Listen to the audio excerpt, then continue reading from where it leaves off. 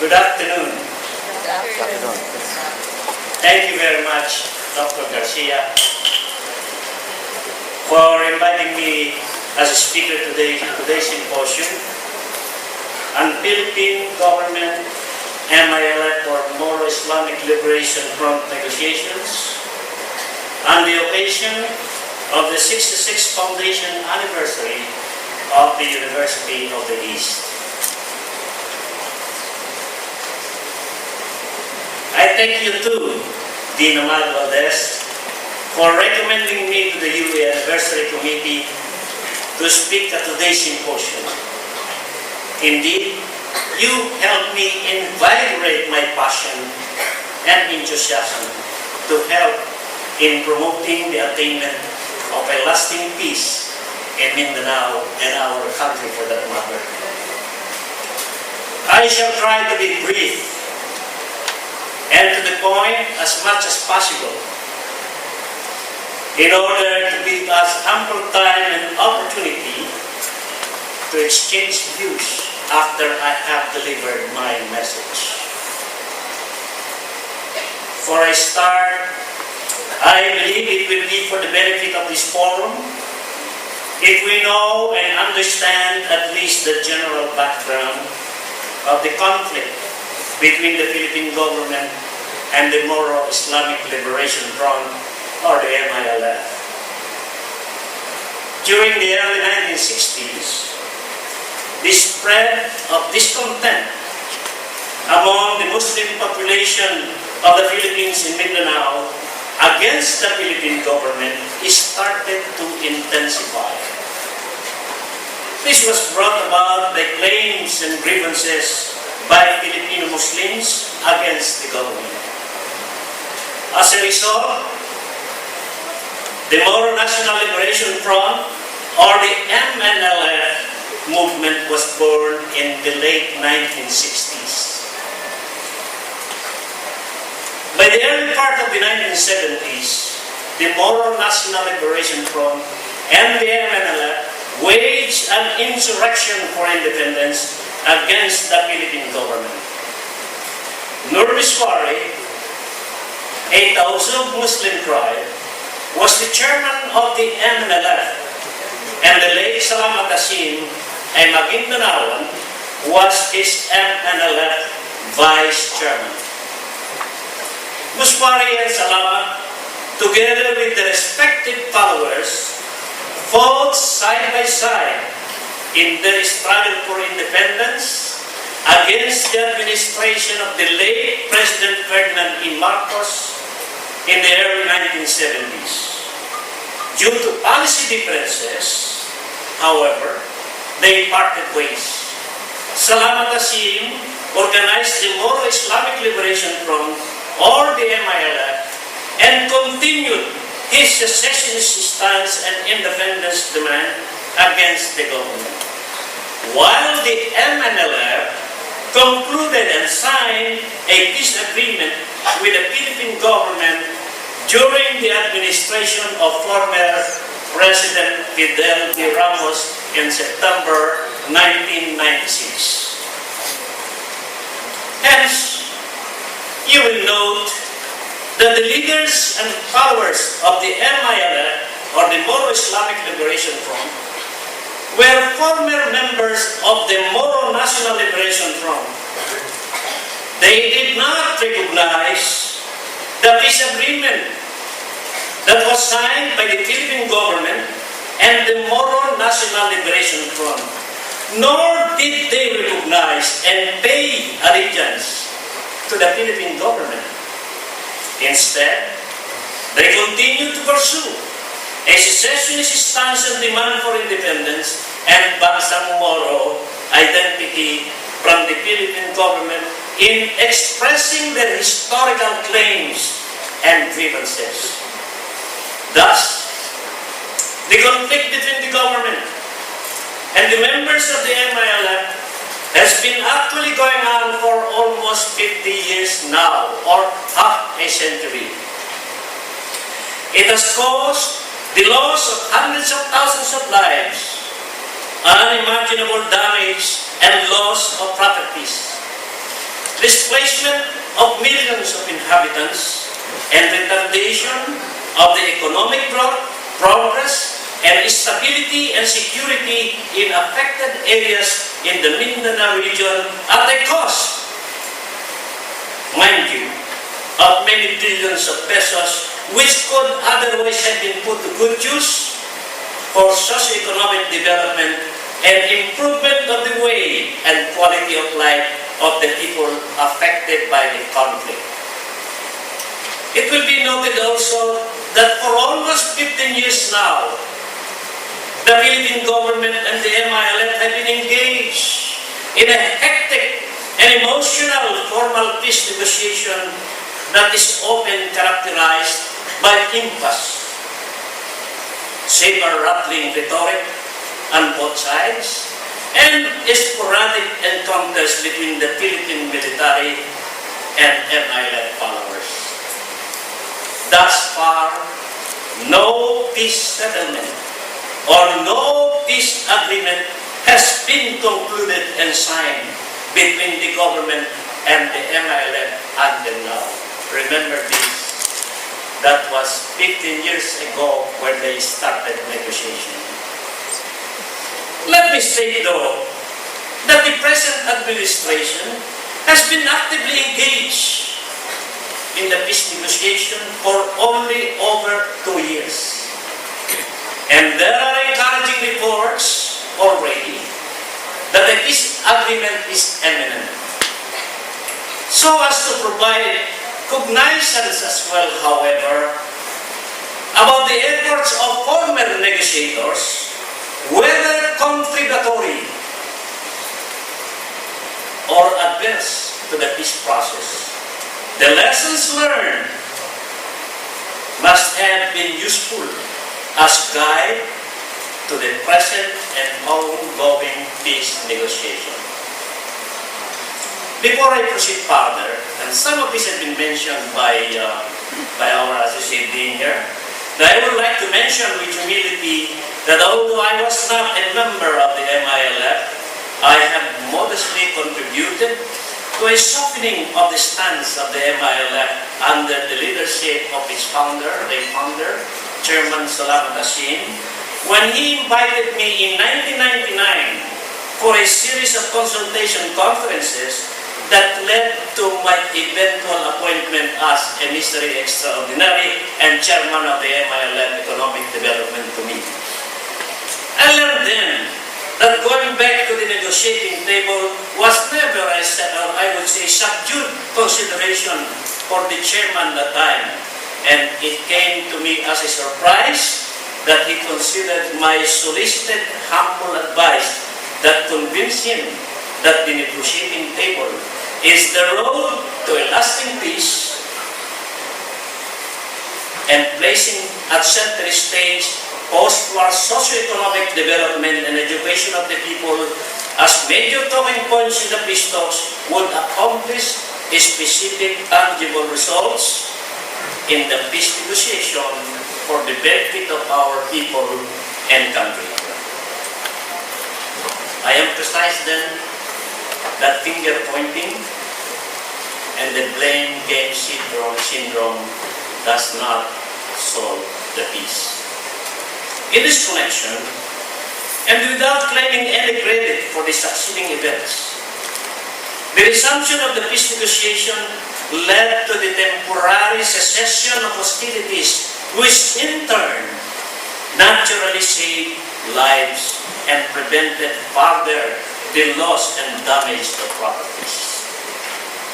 In line with my mandate to prepare and recommend specific economic development initiatives or projects, I recommended and convinced the MILF chairman to take the first move, which he did, in proposing to the government to enter into a Gph-Milf interim agreement for peace and development cooperation that shall serve as a two-way confidence-building mechanism and basis for drafting a comprehensive Gph-Milf economic development plan for conflicted areas in the Mindanao region as soon as both sides have demonstrated that they can really work together and cooperate in many aspects of possible cooperation for the benefit of all the people in the region. In this connection, I took advantage of the opportunity to strongly recommend the conversion of selected MILF camps and their vicinities into special economic zones. At that time, there were 46 MILF camps that were located in strategic places in different areas of Mindanao.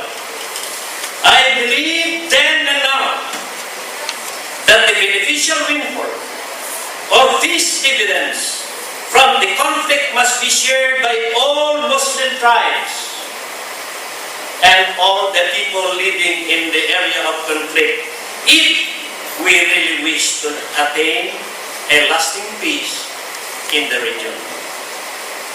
For instance, I strongly recommended the immediate conversion of Camp Abubakar into a special economic zone that shall encompass the inclusion of a 15 to 25 kilometer sea lane corridor that is facing Paran Port as boundary and access to the sea from the main MILF headquarters. 75 to 100 hectares of agricultural lands for development into agribusiness and agro-industrial projects, upgrading of the Paran Port and vicinity into a world-class port and shipbuilding community, and the transfer of the Cotabato Awang Airport to the proposed Camp Abubakar Economic Zone. This was supposed to be followed by the conversion of other MILF camps into economic zones for other Muslim tribes, like the Daof, the Maranaos, and the Yakan and others. Unfortunately, this initiative was taken over by events and was aborted when the government opted to engage in an all-out war. I mentioned this,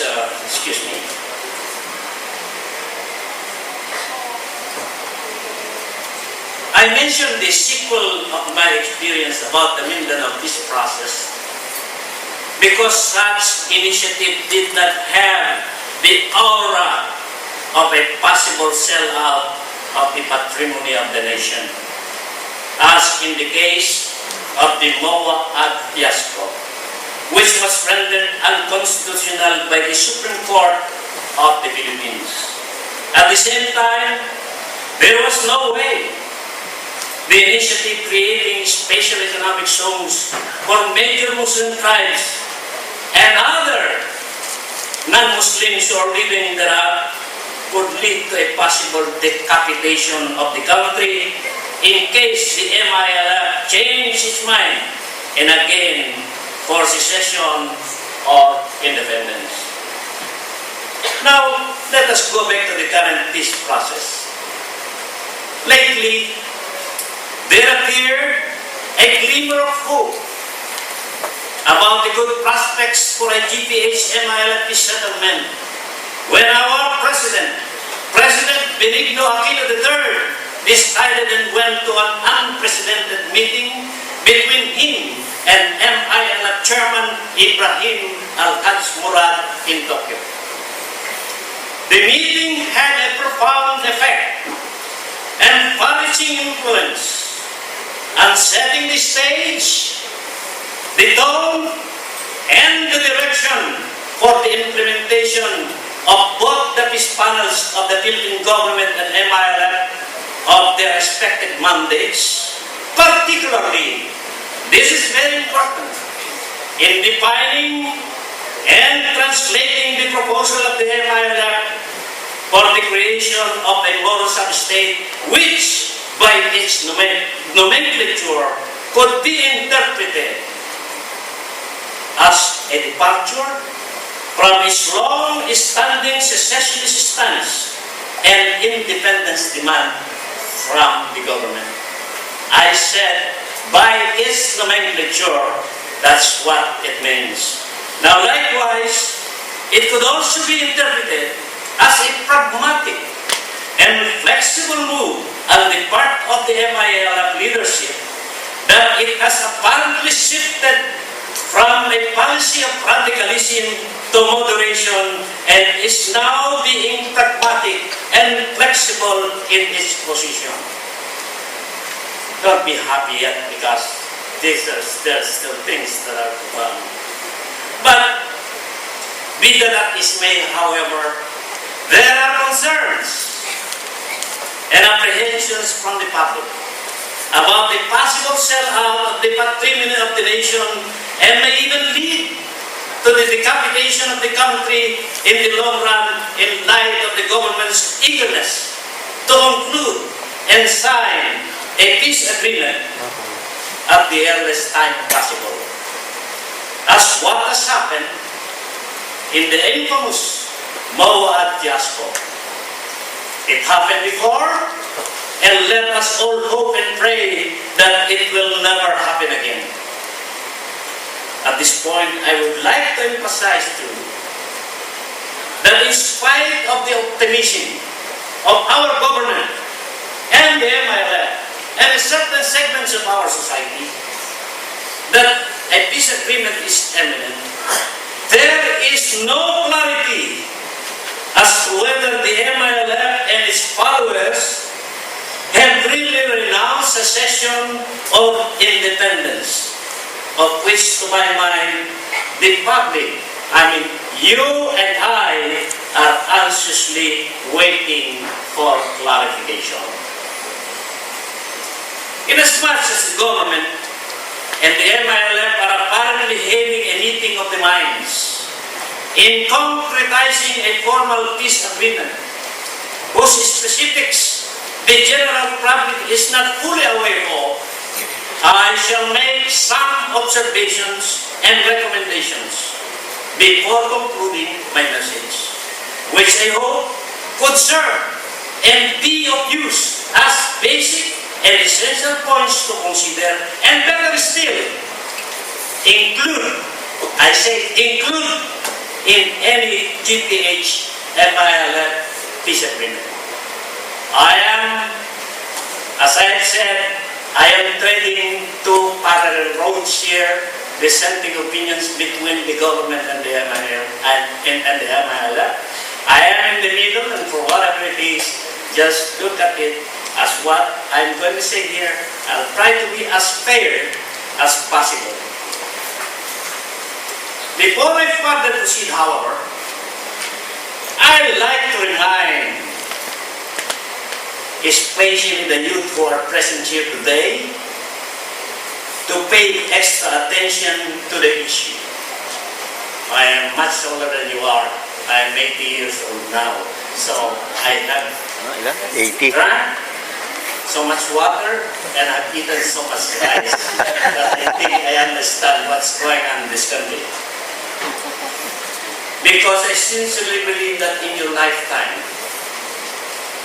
you will be the ones who will be directly and indirectly affected by the Gph-Milf peace agreement if and when it is concluded and signed in the not-too-distant future.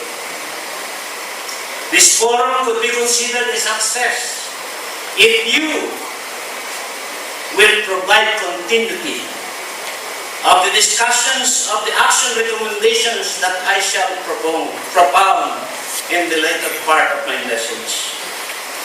I am stating this with utmost humility and without being presumptive in my prognosis. There is need to undertake,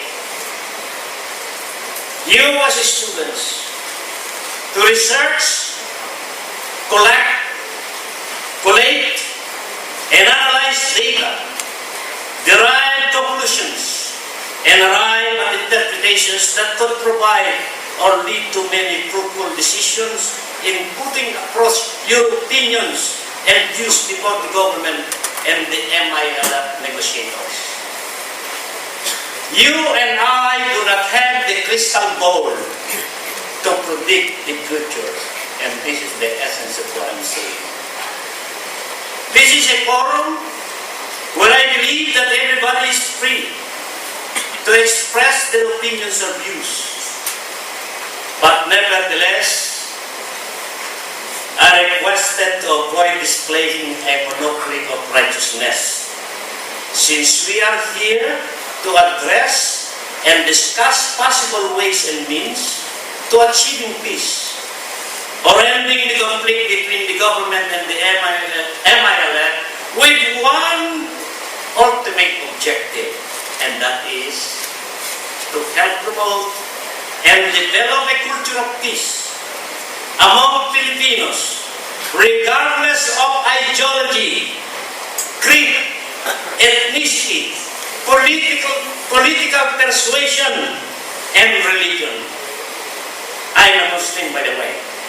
And to encourage and motivate them to move and reap the would-be beneficial windfall of peace to a people under one nation, the Republic of the Philippines. Palakpak naman kayo.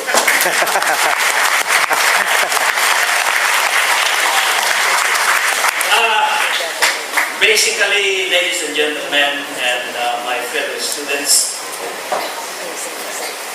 because no matter how old you are, you are still a student of what is happening around you.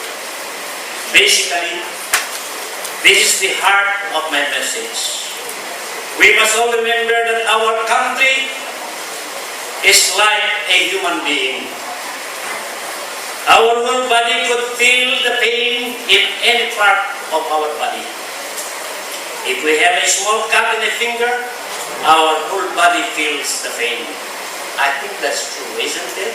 Yes. The same is true with the conflict in Mindanao.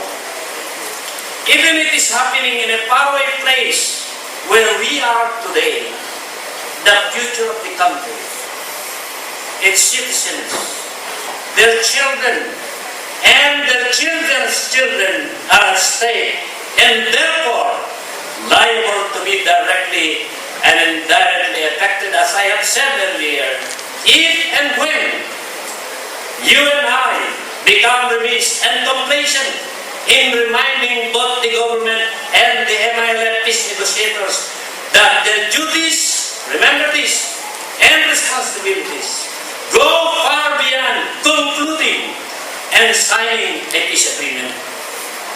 They must look into the future of the country and people. They must look ahead in seeing to it that the people could embrace what they have and what they agreed upon based on carefully studied and prepared plans and programs for post-war execution on the ground. I felt the pain in my heart for many years when I observed that our Philippine negotiators hold their punches in expressing politely but firmly at the beginning of the peace negotiation what they can commit and cannot commit in the negotiation because they cannot and should not countermand the enviable mandate of the Philippine Constitution and its territorial integrity and sovereignty of the Filipinos as a nation. I therefore implore you to pay utmost attention to and be vigilant in developing a mindset that shall help translate into practical, remember this, practical and doable initiatives and observations that I shall propound. In this connection, I wish you to know and understand that a peace agreement is just a roadmap, a direction, or a path to tread upon, which needs translation and execution on the ground level of our society. Now, therefore, these are my thoughts. These are my recommendations. If they are good in advancing the interests of our country and people, then let us shout on top of the world so the government and the MILF can hear us and so the general public from Batanes to Mindanao can support them.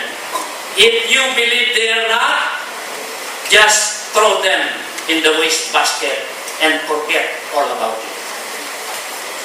Number one, the peace agreement should declare, recognize, and affirm the sovereignty, territorial integrity of the Republic of the Philippines, and recognize the supremacy of the Constitution of the country. Number two,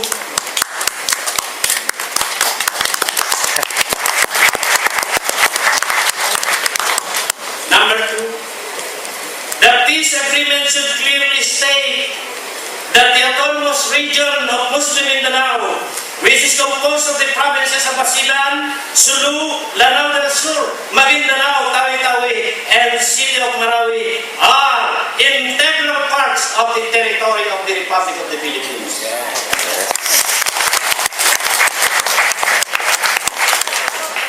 Number three, that the peace agreement should recognize that the conflict between the Philippine government and the MILF is a domestic insurrection. It is not a conflict between the Philippine government and foreign invaders. Number four, that the peace agreement should recognize that both Muslims and non-Muslims have the right to protest and air claims and grievances against the Philippine government.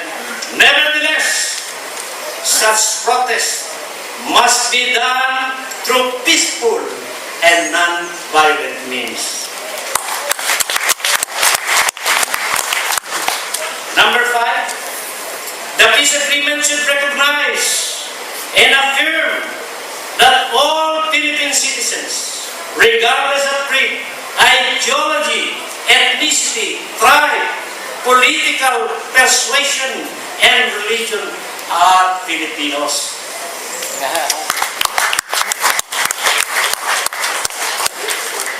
Number six, that the proposed new political entity should declare, affirm, and recognize the Charter of the Autonomous Region of Muslim Mindanao, or an amended ARM Charter, as the basis of the political authority and governance in the region, in view of creating a Moro sub-state, or whatever name it is going to be called, as proposed by the MILF. For what? To prevent the possible clamor of other regions of the country for the creation of their own sub-states that could further delay the conclusion and signing of a Gph-Milf peace settlement. And of course, there is no denying that a sub-state could be just an inch or just a heartbeat away from independence. Number seven, that without prejudice to the country's sincere intention of resolving the Gph-Milf conflict as early as possible and integrating the MILF and its followers into the mainstream society of the country, the Philippine government must exercise firm resolve to pursue and continue in the planning and implementation of socio-economic development initiatives in areas covered by the conflict in Mindanao. This is consistent with and in support of undertaking proactive policy direction that is aimed and designed to advance and attain progress, stability, and security while intensifying its negotiation for peace settlement with the Moro Islamic Liberation Front. Number 8, that while accommodating the grievances and claims of the MILF and its followers, the government should equally maintain and continue vigilance in addressing the interests and welfare of non-Muslims. I think this is very, very important because there are more silent majority in our country who are begging and trying to be heard. But again, they start probably, they have started something here. Anyway, and number 9, the government should assess and determine the depth and latitude of possible implications and consequences that may adversely affect national interest and security in areas involving governance sharing, resource sharing, international relations, socio-economic development, integration and cultural peace development, unrestricted international loans that may require sovereign loan guarantees, floating international bonds, and leasing of public lands, among others. Number 10, that any Gph peace agreement should address and declare as a parallel move the unified initiative of the government and the MILF for the prevention and suppression of the birth or growth of Muslim separatists and terrorist groups in the region. I think you will agree with me about that. Number 11, I'm about done, no? That the peace agreement should address the promotion of a culture of peace among Muslims as a collateral undertaking in the Mindanao peace process. As a matter of fact, we should really be concerned about tribal wars again, and also in conjunction with the Christian and Muslim negotiations that is going on. That the peace agreement between the government and the MILF should, now this is very important, should recognize and affirm the continued implementation of the government's commitment that was covered and signed between the Philippine government and the Moro National Liberation Front in 1996. It will be noted that the Gph peace negotiators are practically discussing the same areas, the same issues, and the same people. And last but not least, the peace agreement, I hope and pray, should state the renunciation of the secessionist stance and independence demand of the MILF. Thank you, and I'm ready to be roasted.